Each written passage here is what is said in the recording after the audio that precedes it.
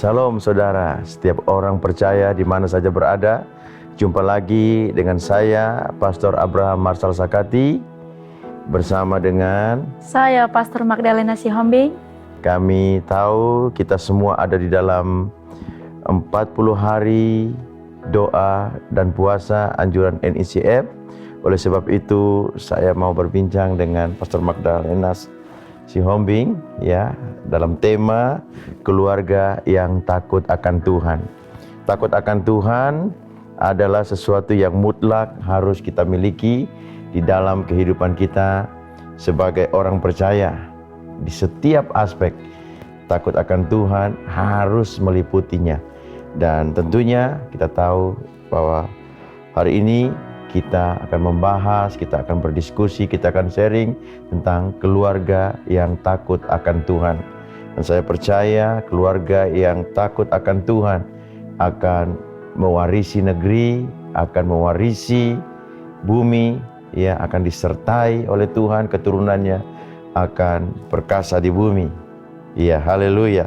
Baik, keluarga yang akan takut akan Tuhan itu tentunya memiliki ciri-ciri di dalam keberadaannya sebagai keluarga. Bagi saya, keluarga takut akan Tuhan itu yang pertama adalah keluarga yang menyembah Tuhan. Keluarga yang menyembah Tuhan dalam hal ini adalah keluarga yang memelihara hubungannya dengan Tuhan melalui mesbah keluarga yang tentunya diadakan setiap hari oleh seluruh anggota keluarga. Baik orang tua dan anak-anak harus memberikan waktunya untuk bersekutu dengan Tuhan, membangun mesbah bagi Tuhan di dalam sebuah keluarga, yaitu yang saya katakan sebagai keluarga yang menyembah Tuhan. Ya, di dalam konteks keluarga yang takut akan Tuhan adalah keluarga yang menyembah Tuhan. Mungkin Pastor Magdalena bisa menyampaikan hal atau model tentang apa sih keluarga yang menyembah Tuhan itu. Ya, keluarga. Tentu dikatakan di sini saudaraku bahwa takut akan Tuhan sebagai sebuah keluarga, salah satu cirinya adalah keluarga yang hidup dalam saleh ya, hidup dalam kesalehan. Yang saya percaya bahwa keluarga adalah pilihan Tuhan, di mana menjadi wadah gambaran ya, seperti kita kepada Kristus adalah satu tubuh, demikian keluarga adalah satu tempat di mana kita hidup harus di dalam kebenaran seharusnya, karena dari keluarga yang saleh akan muncul anak-anak yang takut akan Tuhan dan keluar menjadi anak-anak yang membawa terang. Nah, keluarga yang saleh adalah keluarga yang hari-hari ini dicari oleh Tuhan. Hidup dalam kebenaran, hidup di dalam keunitian, hidup dalam takut akan Tuhan. Oke, baik, saya mungkin akan menambahkan model atau definisi daripada keluarga yang takut akan Tuhan. Tentunya tidak lepas daripada disiplin di dalam membaca dan merenungkan firman Tuhan, yang merupakan dasar bagi semua orang percaya untuk membangun kehidupan rohaninya. Keluarga yang takut akan Tuhan selalu harus memiliki kedisiplinan di dalam membaca dan merenungkan firman Tuhan, sebab melalui firman Tuhanlah ya dasar keluarga yang takut akan Tuhan itu dibangun. Melalui firman Tuhanlah yang akan senantiasa menuntun, membimbing, memberikan kekuatan dan penghiburan di segala tantangan yang dihadapi oleh seluruh anggota keluarga, baik suami, istri, maupun anak-anak. Ya, firman Tuhan harus menjadi dasar bagi setiap kehidupan secara pribadi, lepas pribadi. Ya, baik, mungkin kita akan lanjut kepada bagian selanjutnya, yaitu gereja yang takut akan Tuhan. Gereja atau komunitas, ya, orang-orang percaya yang dipanggil keluar dari terang, dari gelap kepada terangnya Tuhan, untuk memberitakan keselamatan dari Tuhan. Tentunya juga sebagai kumpulan atau komunitas orang-orang percaya harus juga memiliki kehidupan yang takut akan Tuhan. Sebab gereja yang memiliki takut akan Tuhan dalam kehidupannya, komunitas yang memiliki takut akan Tuhan dalam kehidupannya akan membawa dampak, akan membawa pengaruh yang luar biasa bagi kehidupan setiap orang-orang percaya yang ada di sekitarnya, bagi kehidupan setiap orang-orang percaya yang ada di komunitas-komunitas yang ada, ya, di mana setiap individu-individu itu ada, baik di tempat tinggal, di kawasan lingkungan tempat tinggal, maupun di tempat bekerja, di sekolah, di mana saja mereka akan memperlihatkan, mereka akan menyatakan kemuliaan Allah di dalam gaya hidup mereka yang memiliki takut akan Tuhan.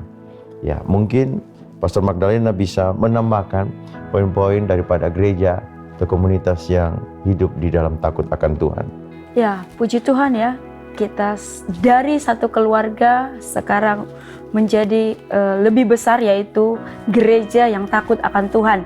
Bagaimana gereja yang takut akan Tuhan? Saya percaya adalah gereja yang tentunya mempunyai misi, visinya Tuhan dalam kehidupan setiap umat yang digembalakan di dalam sebuah gereja. Tetapi apa yang menjadi dampak ketika satu gereja tidak lagi memiliki takut akan Tuhan? Ini bahaya ya saudaraku. Kalau kita dalam firman Tuhan, kita baca di dalam Kisah Para Rasul 5, nanti saudara boleh baca di rumah-rumah ayat 1-11, adalah kisah tentang Ananias dan Sapira, di mana kedua hamba Tuhan ini adalah orang yang tidak lagi takut akan Tuhan. Karena apa saudaraku? Karena mereka tidak lagi dipenuhi oleh roh takut akan Tuhan, tidak lagi dipenuhi dengan, tidak lagi mentaati kuasa Roh Kudus. Nah, berbahayanya gereja ketika tidak memiliki takut akan Tuhan adalah gereja yang mungkin akan mati dan kemudian tidak lagi hidup dengan pimpinan oleh Roh Kudus. Oleh sebab itu, gereja harus dipimpin oleh Roh Kudus. Gereja harus memiliki takut akan Tuhan, yang dimana tetap menjalankan visi dan misi dari kepala gereja itu sendiri. Baik, ya, luar biasa penyampaiannya bagi kita sekalian pada hari ini, ya. Dan tentunya gereja yang takut akan Tuhan adalah gereja juga yang melakukan amanat agung. Kita semua dipanggil untuk melakukan amanat agung Tuhan Yesus, memberitakan Injil, memuridkan, mengajar semua hal-hal yang Tuhan lakukan ketika ada bersama-sama dengan orang-orang berdosa, para murid-muridnya pada saat itu. Oleh sebab itu, biarlah setiap kita semua menjadi gereja yang takut akan Tuhan. Mari kita berdoa. Bapa, kami bersyukur, terima kasih, biarlah kiranya Tuhan kami terus memiliki kehidupan yang takut akan Engkau. Engkau baik luar biasa, terus menyatakan kehendak-Mu supaya keluarga-keluarga dibangkitkan menjadi keluarga yang takut akan Tuhan. Gereja-gereja Tuhan dibangkitkan menjadi gereja yang takut akan Tuhan. Demikian semuanya kami bergerak dengan satu visi di dalam kehidupan kami, melakukan kehendak-Mu dengan takut dan gentar akan Engkau ya Bapa. Menghormati Engkau dalam kehidupan kami, sehingga kami boleh membawa kemuliaan Tuhan turun di muka bumi ini, di setiap komunitas-komunitas kami ada, di rumah tinggal, di tempat kami bekerja, di sekolah-sekolah, di mana saja kami hidup di dalam takut akan Engkau. Terima kasih Tuhan, kami bersyukur dan berdoa. Kami juga berdoa buat gereja-Mu Tuhan, biarlah gereja-Mu belajar merendahkan diri di hadapan-Mu, mengizinkan firman-Mu dan Roh Kudus-Mu memurnikan dan menguduskan umat-Mu. Bahkan kami berdoa buat bangsa Malaysia, biarlah Engkau memberkati setiap keperluan mereka, biarlah Engkau memberkati setiap kebutuhan mereka, dan Engkau memberkati sandang pangan mereka, semua yang diperlukan dalam kehidupan mereka.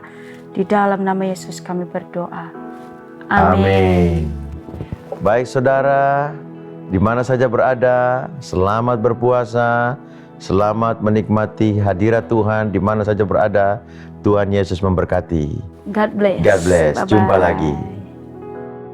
Selama 3 minit yang seterusnya, muzik instrumental akan dimainkan. Anda boleh terus merenungkan firman Tuhan ataupun berdoa. Jumpa lagi esok.